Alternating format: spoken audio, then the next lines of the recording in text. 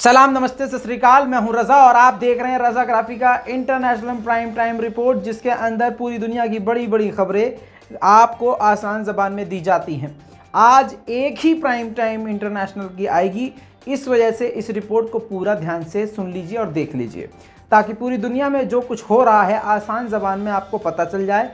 जो गोदी मीडिया आपको नहीं दिखाता है वो आपको दिख जाए हमारे चैनल के ज़रिए।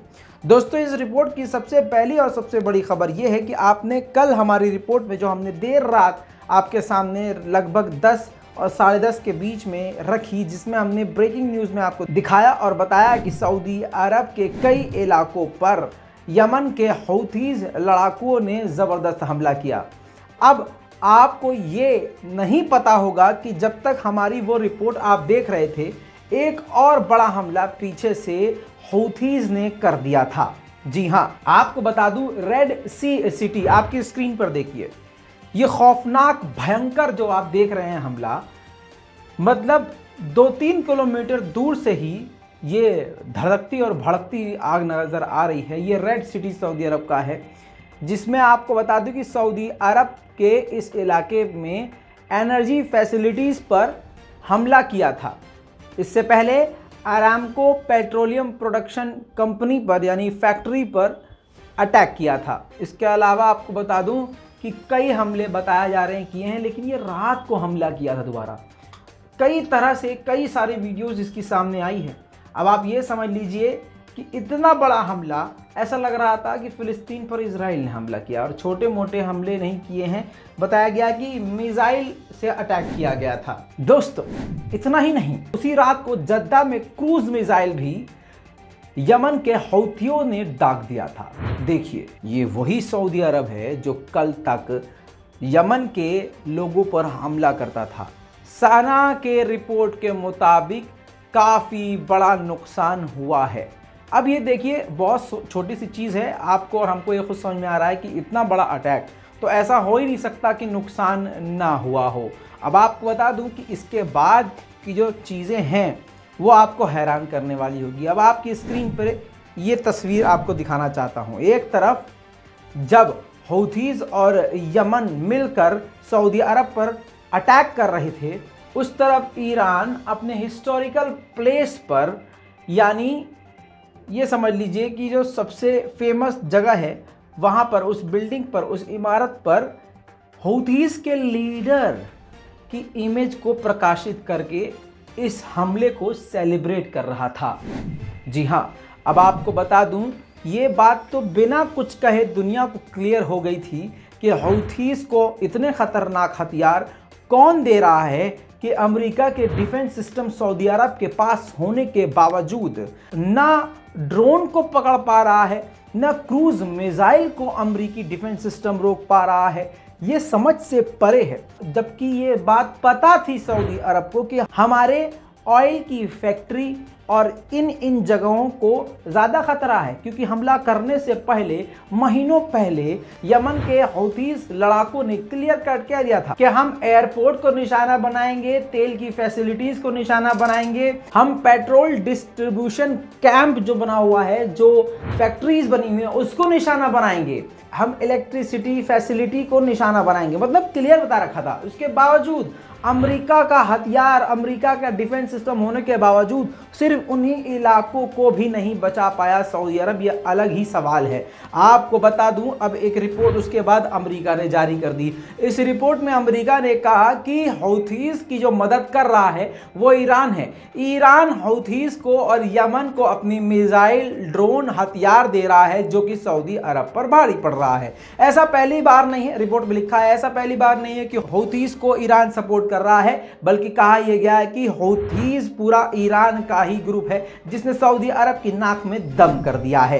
दोस्तों, इन सारी बातों को एक तरफ रख के इस पॉइंट पर जरा आप लोग गौर कीजिएगा कि जिस वक्त दिन वाला जो हमला मैंने आपको दिखाया था रात को 10 बजे, जो शाम के वक्त हमला हुआ, आप जरा ये सोचने की कोशिश कीजिएगा कि सऊदी अरब के जद्दा और अलग शहरों पर और अरामको ऑयल फैसिलिटी पर हमला किया, और जहां पर यह हमला हुआ उससे सिर्फ कुछ ही किलोमीटर दूर फार्मूला 1 की रेसिंग हो रही थी। आपकी स्क्रीन पर देखिए दोस्तों, ये बहुत ही बड़ा सवाल है कि सऊदी अरब जो है अपनी रक्षा नहीं कर सकता।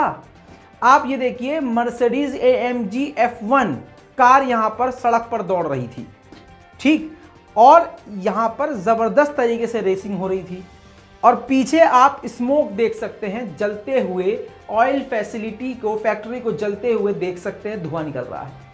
अब जरा सोच के देखिए, कहने वालों का यह भी कहना है कि अगर हौतीस चाहते तो इसको भी निशाना बना सकते थे। दुनिया भर के यहाँ रेसर्स पहुंचे हुए थे, दुनिया भर की गाड़ियां यहाँ पहुंची हुई थी, इनको भी निशाना बनाया जा सकता था। बहरहाल वक्त है अगली खबर का।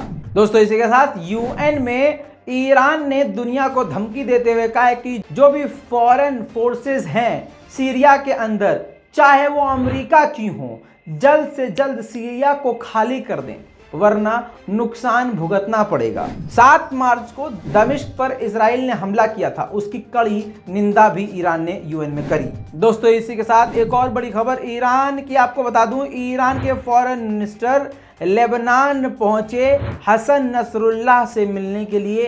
हसन नसरुल्लाह वो जिनके खौफ में इजराइल रातों को सुकून से सोता भी नहीं है। जी हाँ, इजराइल के कट्टर दुश्मन यानी ईरान और लेबनान के लड़ाके हिजबुल्लाह से मुलाकात इन दोनों की आपस में हुई, जिसके बाद पूरी दुनिया में हड़कंप मच गया। समझ में नहीं आ रहा है इजराइल को कि अब क्या प्लानिंग चल रही है। उस मुलाकात की खास वीडियो।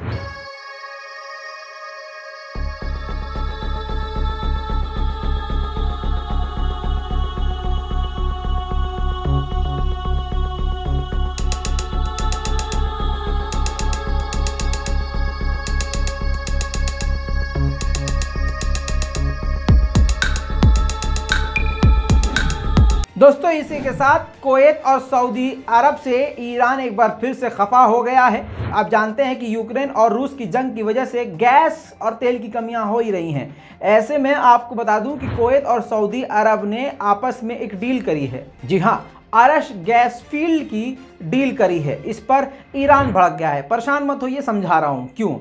ईरान ने कहा है कि इससे पहले इस मुद्दे पर जो बात हुई है, अरश गैस फील्ड पर जो बात हुई थी, उसमें यह बात हुई थी कि उसमें हमारा भी, यानी 3 देश इसमें कुवैत, सऊदी अरब और ईरान मिलकर काम करेंगे।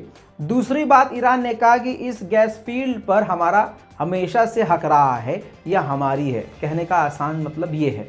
दूसरी बात ईरान ने कहा कि इसमें 8 दशक से लेकर इस गैस फील्ड पर विवाद रहा है। ऐसे में इन दोनों देशों ने बिना किसी को पूछे, बिना हमें कोई जानकारी दिए, बैठकर अपने बंद कमरे में कुछ भी फैसला कर लिया, तो वो हम नहीं मानेंगे। वो पूरी तरह से अवैध है, लीगल नहीं है। आप जानते हैं इराक में अमेरिकी सेना मौजूद है। दूसरी तरफ इराक के फॉरेन मिनिस्टर ने इस बात का ऐलान किया है कि ईरान की जो डील अगर हो गई तो उसी में इराक का फ़ायदा है, यानी ईरान के फ़ायदे में ही इराक का फ़ायदा है।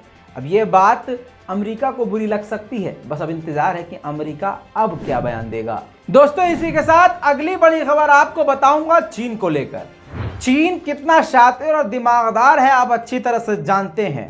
सोलोमन द्वीप अगर नहीं जानते तो ये सोलोमन द्वीप का झंडा है और ये सोलोमन द्वीप के ऐसे लोग होते हैं। जी हाँ, अब आपकी जानकारी के लिए बता दूं, अब मैप लगाऊंगा। सोलोमन द्वीप ऑस्ट्रेलिया और न्यूजीलैंड के बिल्कुल करीब है। ऑस्ट्रेलिया और न्यूजीलैंड चीन के बड़े दुश्मन हैं। अब आपको बता दूं कि चुपके से सोलोमन द्वीप से चीन ने एक डील करी थी। वो डील अब लीक हो गई है और ये बात रिपोर्ट में अब सामने आ चुकी है और ये बात आग की तरह फैल चुकी है कि अब सोलोमन द्वीप में अपनी सेना को बढ़ाएगा चीन, जिसकी वजह से ऑस्ट्रेलिया और न्यूजीलैंड की रातों की नींद उड़ गई है। क्योंकि ऑस्ट्रेलिया और न्यूजीलैंड अमेरिका के कहने पर यूक्रेन की तरफ फुदक रहे थे चीन के खिलाफ। अब चीन वहां पर अपने हथियार और सैनिकों को तैनात करेगा, जिसकी वजह से एक बार फिर अमेरिका पीछे हट जाएगा। इन दोनों का, ऑस्ट्रेलिया और न्यूजीलैंड का हाल यूक्रेन जैसा हो जाएगा। दोस्तों इसी के साथ आपको बता दूं, अब इजराइल की तरफ से सबसे बड़ी खबर, मुसलमानों के लिए ये बड़ा झटका। जी हाँ, और आंख खोलने वाला मामला। क्या आपको बता दूं, इजराइल में बहुत बड़ा अब्राहम अकॉर्ड का प्रोग्राम शुरू होने वाला है। ज़्यादा घबराइए नहीं, आसान करके समझाऊंगा। इस अब्राहम अकॉर्ड के मुताबिक इसका प्लान ये है कि इजराइल को अरब कंट्रीज के साथ मिलाना, इजराइल की अरब कंट्रीज के साथ दोस्ती करवाना। इसमें आपको वो तस्वीर याद होगी जिस वक्त डोनाल्ड ट्रंप थे तो उन्होंने यूएई और बहरीन को मिलवा दिया था, किससे? इजराइल से। ये सारी तस्वीरें आपको अच्छे से याद होंगी, जिसके बाद सारी दुनिया के मुसलमान इन अरब यूएई और बहरीन से और इन सभी देशों से काफ़ी नाराज़ चल रहे थे। अंदर ही अंदर सऊदी अरब भी पूरी तरह से इजराइल के साथ है। अब आपको बता दूं कि अब्राहम अकॉर्ड दोबारा से शुरू होने वाला है, जिसमें सबके फॉरेन मिनिस्टर होंगे, जिसमें अमेरिका का फॉरेन मिनिस्टर, खुद इजराइल के फॉरेन मिनिस्टर, इसके अलावा इजिप्ट, यूएई, बहरीन और मोरक्को, ये मुस्लिम अरब कंट्रीज भी इसमें शामिल होंगी। दोस्तों, कल की रिपोर्ट में मैंने आपको बताया था कि नॉर्थ कोरिया किम जोंग ने खतरनाक मिसाइल, अब तक की सबसे खतरनाक मिसाइल सक्सेसफुली टेस्ट करके दुनिया को दहला दिया है। ऐसे में अमेरिका ने अपनी बौखलाहट का प्रदर्शन करते हुए नॉर्थ कोरिया पर और भी पाबंदी लगा दी है। अमेरिका एक ऐसी कंट्री है जो कभी सामने से आकर लड़ती नहीं है, और तो और अमेरिका एक ऐसा मुल्क है जो सिर्फ दूसरे देश पर पाबंदी लगाना और औरतों की तरफ पीछे से लड़ाई करवाना ही जानता है। दोस्तों, दूसरी तरफ अमेरिका काफ़ी ज़्यादा नाराज़ हो गया है तालिबान से। कतर के दोहा में तालिबान और अमेरिका की मुलाकात होने वाली थी, मीटिंग होने वाली थी। इस बीच में तालिबान ने लड़कियों के स्कूल को बंद कर दिया, लड़कियों की पढ़ाई को शुरू करने से पहले ही फिर से अपने वादे से मुकर के बंद कर दिया। ऐसे में अमेरिका नाराज़ हो गया, बहुत ज़्यादा खिसिया गया और इस मीटिंग को कैंसिल कर दिया। अब इससे तालिबान को झटका है, क्योंकि तालिबान के यानी अफगानिस्तान सरकार के बहुत सारे रकम अलग अलग बैंकों में, इंटरनेशनल बैंकों में सीज अमेरिका के द्वारा किए जा चुके हैं। इसी के साथ आपको बता दूं, यूएस और यूके ने, दोनों देशों ने म्यांमार के ऊपर फिर से बड़ी पाबंदियां लगा दी हैं। कई सालों बाद इन ससुरों को होश आया कि मुसलमानों का जो कत्लेआम किया गया था म्यांमार में, वो जेनोसाइड था। तो अब जेनोसाइड जो है उसको घोषित किया गया है इन जानवरों के द्वारा। बहरहाल, अब मिलिट्री कूप की हरकतों को देखते हुए, मिलिट्री के आवाम पर अत्याचारों को देखते हुए अमेरिका और यूके ने म्यांमार पर पाबंदी लगा दी है। दोस्तों, ब्लैक सी में आपको बता दूं, तुर्की ने सभी देशों से, बल्कि अपने भी सैनिकों से और नेवी से कह दिया है कि उस इलाके में जाने की ज़रूरत नहीं है। एक इलाके में ब्लैक सी के अंदर आपको बता दूं कि माइंस टाइप का कुछ तैरता हुआ मिला है। आपको बता दूं, ये देखिए, खुद ही रिपोर्ट में पढ़ लीजिए। Turkey finds mine like object floating off Black Sea. जी हाँ, ब्लैक सी पूरा का पूरा तुर्की के अंदर आता है, तुर्की का पूरा वो पार्ट है। अब आपको बता दूं कि जो रूस और यूक्रेन की जंग चल रही है, इसी जंग की वजह से कहा जा रहा है कई तरह की खदानें जो हैं पानी के अंदर से, समुद्र से सरक कर ब्लैक सी की तरफ आ गई हैं। अब तुर्की ने अपनी नेवी को अलर्ट कर दिया है और इंटरनेशनल लॉ के मुताबिक अड़ोस पड़ोस के सभी देशों को अलर्ट कर दिया है कि गलती से भी इस इलाके में न गुजरिएगा। हम कोशिश कर रहे हैं कि हम उस माइन को ढूंढ लें और उसको तबाह करना शुरू करें। जहां पर तालिबान महिलाओं पर लगातार पाबंदी लगा रहा है, सऊदी अरब ने बेहतरीन काम करते हुए महिलाओं की ताकत को बढ़ा दिया है। हालांकि एक वक्त वो था कि सऊदी अरब में महिलाएं ड्राइविंग तक नहीं कर सकती थीं, बहुत सारी पाबंदियां थीं, लेकिन अब महिलाओं को फोर्स में शामिल कर लिया गया और उसके बाद अब महिलाओं की ताकत को बढ़ाते हुए सऊदी अरब की सरकार ने महिलाओं को बॉर्डर पर भी, महिला मिलिट्री, महिला गार्ड को बॉर्डर पर भी तैनात करने की परमिशन दे दी है, जिससे वहां की महिलाओं में काफ़ी उत्साह है और पूरी दुनिया सऊदी अरब के इस कदम की काफ़ी तारीफ कर रही है। दोस्तों, आखिर में सबसे बड़ी खबर, हो सकता है कि आने वाले कुछ वक्त में यही सबसे बड़ी प्राइम टाइम रिपोर्ट बन जाए।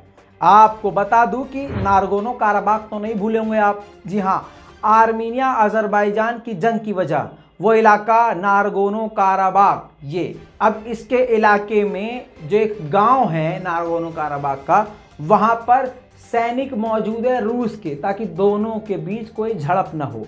आपको बता दूं, आर्मीनिया ने अजरबैजान पर इल्ज़ाम लगाया है कि नागोर्नो काराबाख, जहां पर रूस के सैनिक मौजूद हैं और हमारे भी, वहां पर अजरबैजान ने अपने किलर और आत्मघाती ड्रोन से हमला करके हमारे गैस पाइपलाइन को काटने की कोशिश करी है। ज़बरदस्त दोनों के बीच में आर्मीनिया अजरबैजान की सेना के बीच में झड़प हुई। इस झड़प में अभी तक की रिपोर्ट के मुताबिक 2 अजरबैजान के सैनिक मारे गए और 4 बुरी तरह से घायल हैं। इसके अलावा 6 आर्मीनिया के सैनिक घायल हैं। अभी तक कोई तस्वीर और वीडियो रिपोर्ट सामने नहीं आई है, लेकिन ये इंटरनेशनल मीडिया में बात आ चुकी है और हमारे पास भी ये टेक्स्ट रिपोर्ट हमारे पास आ चुकी है। कोशिश हमारी ये जारी है कि इस पर भी अब नज़र बना के रखें और आपको सारी जानकारी ज़रूर दें। दोस्तों, इस पूरी रिपोर्ट पर आपकी क्या राय है? आपकी राय बहुत ज़रूरी है। अपनी राय कमेंट में लिखिए, रिपोर्ट को शेयर कीजिए। मैं हूं रज़ा और आप देख रहे हैं रज़ाग्राफी। जय हिंद। तो दोस्तों, ये हैं वो लोग जिन्होंने बहुत हमारी मदद करी है और इन सभी का तहे दिल से शुक्रिया। और आपसे उम्मीद है कि इसी तरह से आप अपने दुआओं में और अपने साथ में हमें याद रखेंगे।